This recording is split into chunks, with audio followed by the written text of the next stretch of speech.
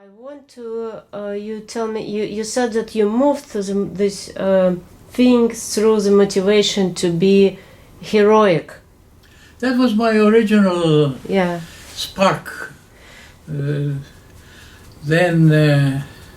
when I had my LSD experience, this happened because I was introduced to Leo Zeff. I liked him very much. He was a person with greater prestige, and it was a moment in my life when I had to make a big decision. My girlfriend was quitting, had waited for me very long time, and was about to leave Chile, so I would not find her when I came back. She was accepting a scholarship to go to Canada. Where she was? In Chile? In Chile. My girlfriend in Chile didn't want to wait for my return before leaving. And that would mean I would lose her, that would break the relationship. And I felt I had learned to love her in the distance. Maybe I wanted to make a decision. How much do I really want to insist about her staying? And that was my motivation to have LSD.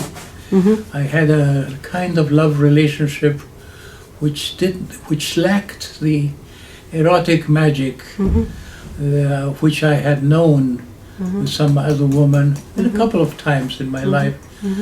And I remember when I posed a question to Leo Zeff at the beginning of the session, the question was, which is the real love? This erotic magic or this sense of relationship which is more stable, is more like growing into one another. And so I used the symbols of, she had written me in a dedication to a book, who thinks strawberries are the best, doesn't know grapes. So my question to Leo Zeff, when she asked me, what do you want to know about this? What do you want to find out in this session? I said, what should I choose, strawberries or grapes?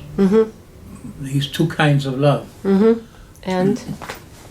And I found myself, and finding myself, grapes both were fine, but I felt an urgency to go back to my friend. And it didn't happen. She didn't wait, she left. I became resentful. What is resentful? Angry. Angry. And then the relationship didn't prosper. But that answers your question on what motivated me. That motivated me to have the LSD. What LSD did for me was just get me very much more in touch with myself and life. Undid some of the distrust of myself, a kind of implicit shame I had lived with. Because of this strawberry and grape? No, a shame of everything and anything. I had a kind of self-rejection, a kind of exaggerated shyness that made me a useless person, but made me into an academic, not completely alive. And you kind of feel alive, much more alive after this LSD? It was the beginning of many developments. After that, it's as if the seeker in me that was postponed and forgotten got awakened. So I wanted more, and I lost the high plateau at which the experience left me, at which LSD. I lost it with the complications of this relationship and my getting angry. But I needed to recover that. I came back to the States. Leo Zeff invited me to be part of his LSD group. He was just beginning his LSD group that then became very famous. It was a very good training. We had about a session every 2 months, I think, and in a very original way, tentative, he was finding his way. And then when I discovered ibogaine and when I discovered the effects of MDA, I told him about this and shared. So he started using in the group also these other substances. That's how they became known in the States. And you began your psychotherapy practice too? And then when I would go to Chile, I would have my psychotherapy practice. In America, I was supposed to be doing other things, and I didn't do. I had my hands full with my academic appointment at the University of California to study personality and values. It's a different world. I lived in the two parallel worlds of University of California and Esalen, a few hours away. And what you did in Esalen? In Esalen, I first came to Esalen in the company of Carlos Castaneda to do a workshop on shamanism. The two of us were invited by a man called Michael Harner. You probably know about him. I've read about him. And he proposed that we go and do a workshop on shamanism in the company of also an American Indian shaman. And I became known in Esalen as somebody like a sorcerer's apprentice. I was like Carlos Castaneda, interested in shamanism in my own way. I had read Mircea Eliade.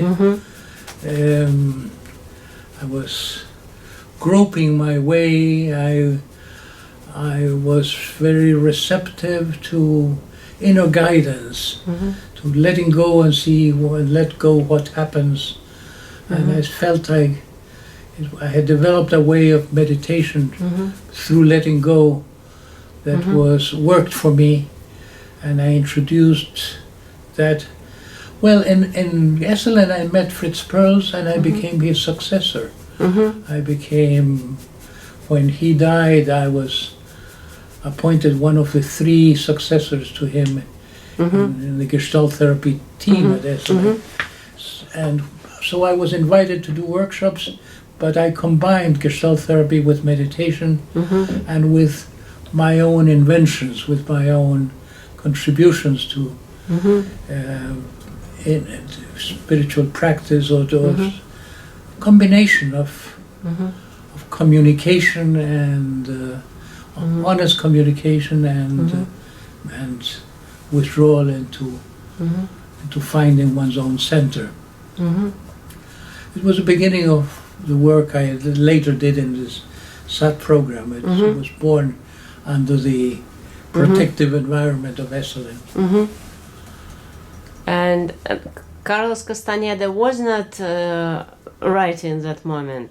He had not written his first book. Not written. He invited me to write this appendix to the first book, which is this anthropological analysis. And in the end, I don't remember how it happened that he wrote it himself. But I was the closest person to him at the time.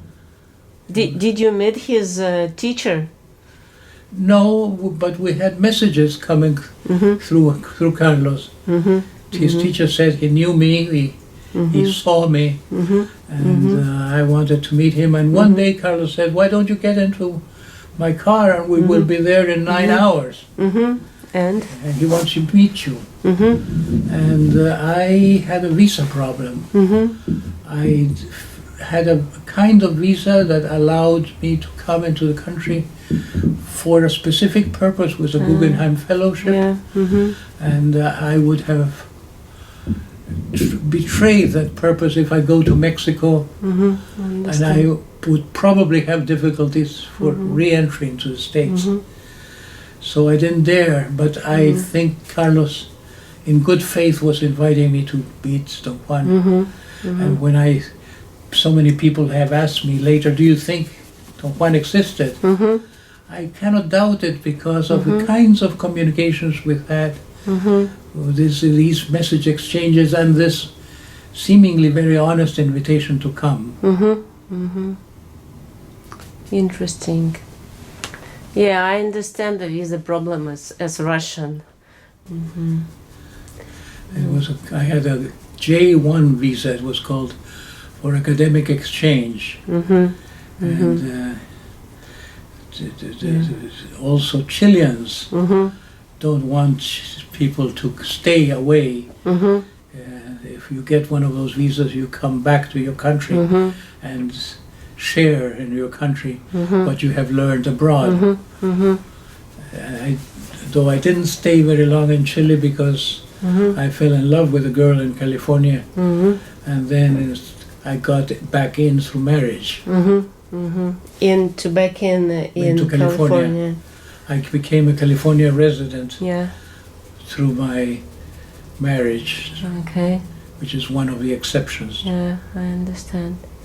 And this girl, it solved your problem with strawberry and grape. I don't know how it would have been had I come back to her. Well, I did try, but I was so angry that she had accepted the scholarship and gone away. And so it was complicated. It's as if, my sense was as if I was plunging into a swimming pool of a committed relationship that I didn't have with my mother. As if I had not had good enough mothering, and then I remember thinking, this is a great trust, I'm giving a second opportunity in life. But my sense was that the swimming pool was dry. I got a big disappointment by choosing yes, when she was at that time saying no. And even though it was changed later, it was never the same in me. It was like you break an object and you cannot put it back together so easily.